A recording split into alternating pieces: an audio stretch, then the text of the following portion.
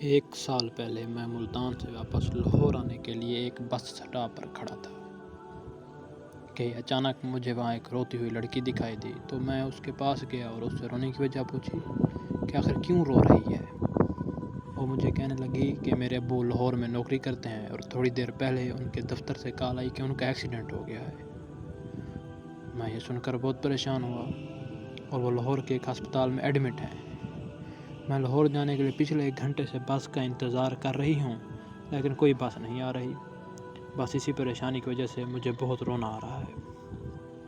इस लड़की की बात सुनकर मैंने उसे हौसला दिया कि आप परेशान ना हों, सब ठीक हो जाएगा, अल्लाह पाक सब बेहतर करेंगे। इतनी देर में बस आ गई और हम दोनों लाहौर के लिए निकल आए।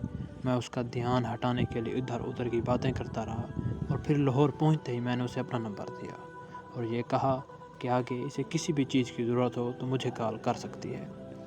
फिर वो अस्पताल चली गई और मैं अपने घर आ गया। अगली सुबह मुझे उसकी कॉल आई। फिर वो मुझसे कहने लगी कि मुझे आपसे मिलना है। तो मैं उससे मिलने के लिए एक रेस्टोरेंट पे चला गया। वो मुझे कहने लगी कि मुल्तान, मैंने आपसे एक झूठ बोला था। मेरे अब्बू अस्पताल में दाखिल नहीं हैं, बल्कि वो तो मुल्तान में हैं और बिल्कुल तंदुरुस्त हैं। मैं तो अपने घर से भागकर इस लड़के से शादी करने के लिए लाहौर आई जिससे मैं शदीद मोहब्बत करती थी, लेकिन उस लड़के ने मुझसे शादी करने से इनकार कर दिया। मुझे उस लड़की की कहानी सुनकर बहुत दुख हुआ। मैंने उससे पूछा कि क्या मैं उसकी कोई मदद कर सकता हूँ। उसने कहा, मैं यहाँ किसी को नहीं जानती और अभी अपने घर वापस भी नहीं जा सकती, तो क्या तुम कुछ दिन के लिए मुझे अपने घर रख सकते हो। मुझे उसकी हालत देखकर बहुत तरस आया, लेकिन मैं उसे अपने घर नहीं ले जा सकता था क्योंकि मेरी फैमिली उसको घर रखने के लिए कभी तैयार ना होती। इसलिए मैंने उसे साफ साफ इनकार कर दिया। मेरा इनकार सुनते ही वो वहाँ से रोती हुई चली गई। मैं घर वापस आया तो बहुत परेशान था। अम्मी ने मुझसे परेशानी की वजह पूछी तो मैंने अम्मी को सारी बात बताई। तो मेरी अम्मी ने कहा, जाओ उसे घर ले आओ। और इस तरह मैं उसे अपने घर ले आया और कुछ दिनों के लिए वो हमारी फैमिली का हिस्सा बन गई और मुझे उससे बहुत प्यार हो गया। एक दिन हम दोनों घर की छत पर बैठे थे तो मैंने उससे प्रपोज़ कर दिया। वो लड़की बहुत खुश हुई और कहने लगी, इससे बड़ी खुशकिस्मती क्या हो सकती है। उसने मेरा प्रपोज़ल एक्सेप्ट कर लिया। इस तरह हम दोनों की शादी हो गई और हम अपनी ज़िंदगी हंसी खुशी गुजारने लगे। एक दिन मैं ऑफिस से घर वापस आया तो मुझे मेरी बीवी ने खुशखबरी दी कि वो बाप बनने वाला है। उस दिन हम बहुत खुश थे, लेकिन उस दिन हमारी खुशी को नज़र लग गई। मैं मार्केट में घर के लिए कुछ सामान लेने गया हुआ था कि मेरे भाई की मुझे कॉल आई कि फ़ौरन घर आओ।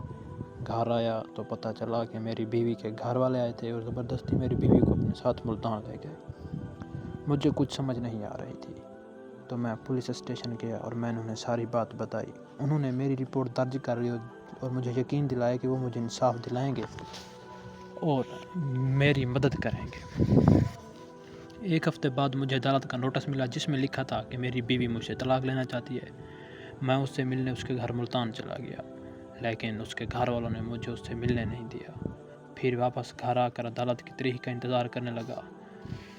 उसे नहीं लेकर आए, बल्कि उन्होंने ये बोल दिया कि वो बीमार है, अदालत में पेश नहीं हो सकती। फिर यूं ही तारीखों का सिलसिला चलता रहा और ऐसे ही इंतज़ार करते करते 5 महीने गुजर गए। फिर एक तारीख पर उन्हें मेरी बीवी को लाना पड़ा। मैं उस दिन बहुत खुश था क्योंकि मैं उससे मिलने वाला था। लग रहा था कि आज फैसला हो जाएगा, मेरी बीवी मुझे मिल जाएगी। लेकिन जब मैंने बीवी को देखा तो मेरे पैरों तले ज़मीन निकल गई क्योंकि मैंने देखा कि उसके पेट में बच्चा नहीं, वो मेरा बच्चा गिरा चुकी थी। फिर उसने जज साहब ने कहा कि मुझे उससे तलाक चाहिए क्योंकि मैं उस पर तशद्दुद करता हूँ और तशद्दुद की वजह से मेरा बच्चा ज़ाया हो गया है। कि वो दिन मेरे लिए क़यामत का दिन था जब जज साहब ने हमेशा के लिए हमारी जुदाई लिख दी।